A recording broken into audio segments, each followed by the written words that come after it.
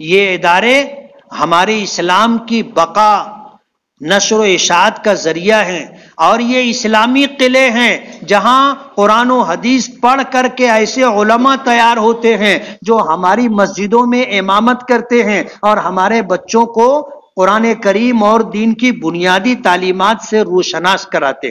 بڑی قربانی ہے۔ مسجد کے ائمہ کو کیا تنخواہ دی جاتی ہے اور مدرسے میں پڑھانے والے مدرسین کو کیا تنخواہ ملتی ہے، آپ کو پتہ ہے۔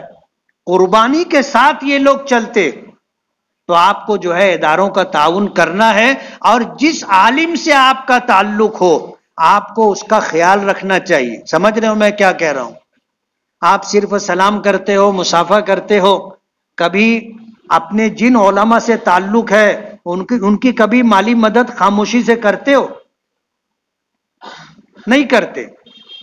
ابھی نماز کے بعد 200-400 لوگ مجھ سے مصافحہ کریں گے،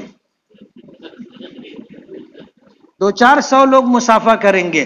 ایک شخص مسجد میں ایسا ہے کہ جب وہ جمعہ کی نماز کے لیے آتا ہے تو 100 روپیہ مصافحے میں مجھ کو دے کے جاتا ہے۔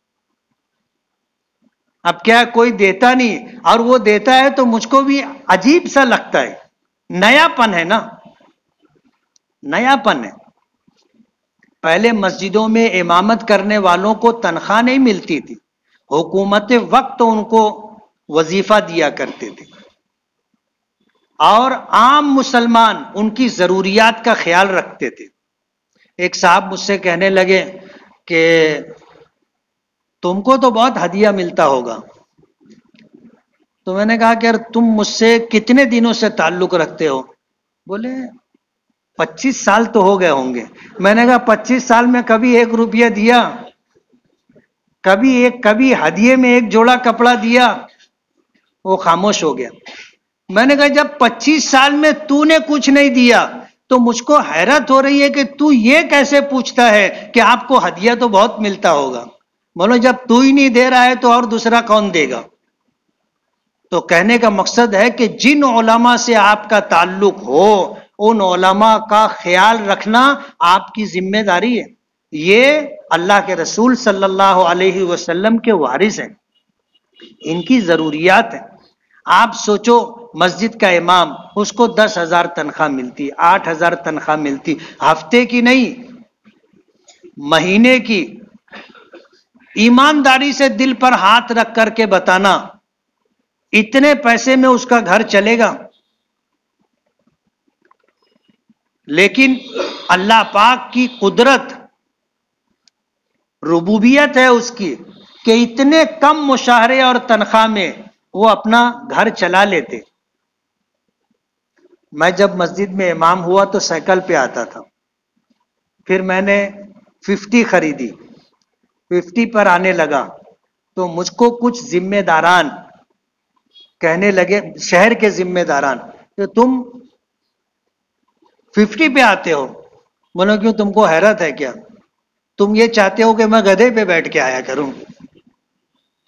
یعنی اماموں کے تعلق سے لوگوں کی سوچ میں آپ کو بتا رہا ہوں کہ ہم اگر اچھا کپڑا پہنے تو لوگوں کا پیٹ دکھتا ہے، اچھی گھڑی ہو تو لوگوں کا پیٹ دکھتا ہے، اچھا چشمہ ہو تو لوگوں کا پیٹ دکھتا ہے، اچھی سواری ہو تو لوگوں کا پیٹ دکھتا ہے۔ سوچ بدلنے کی ضرورت ہے۔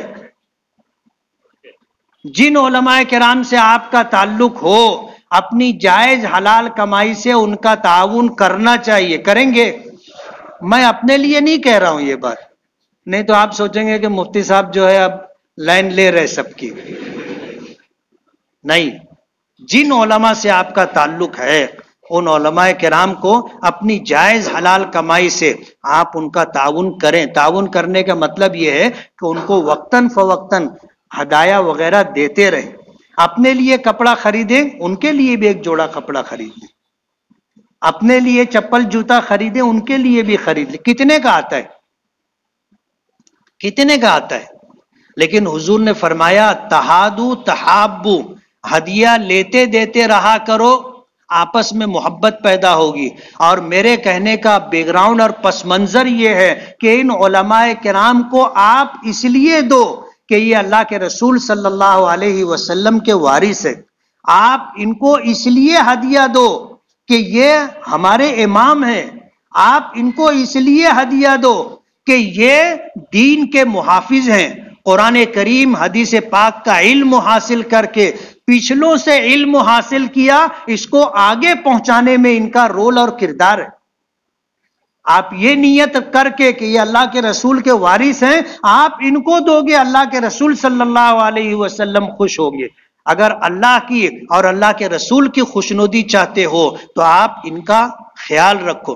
کسی کے بچے کو آپ اگر محبت کی نظر سے دیکھو، ان کے ماں باپ کو بھی آپ سے تعلق ہو جائے گا کہ یہ میرے بچے سے کتنی پیار اور محبت سے پیش آتا ہے۔ کریں گے؟ سمجھ میں آ رہا ہے؟ دارالعلوم محمدیہ کا تعاون دل کھول کر کے کریں کہ جو اساتذہ کرام اور مدرسے کی طرف سے جو طلبہ آئے ہیں وہ بھی خوش ہو کر کے جائیں کہ جامع مسجد میں ایک اپیل، ایک گزارش کی گئی تھی اور ایسا تعاون کیا، دل خوش ہو گیا۔ اللہ آپ کو جزائے خیر دے۔ وآخر دعوانا ان الحمدللہ رب العالمین۔ جنہوں نے سنت نہ پڑھی ہو وہ سنت پڑھ لیں۔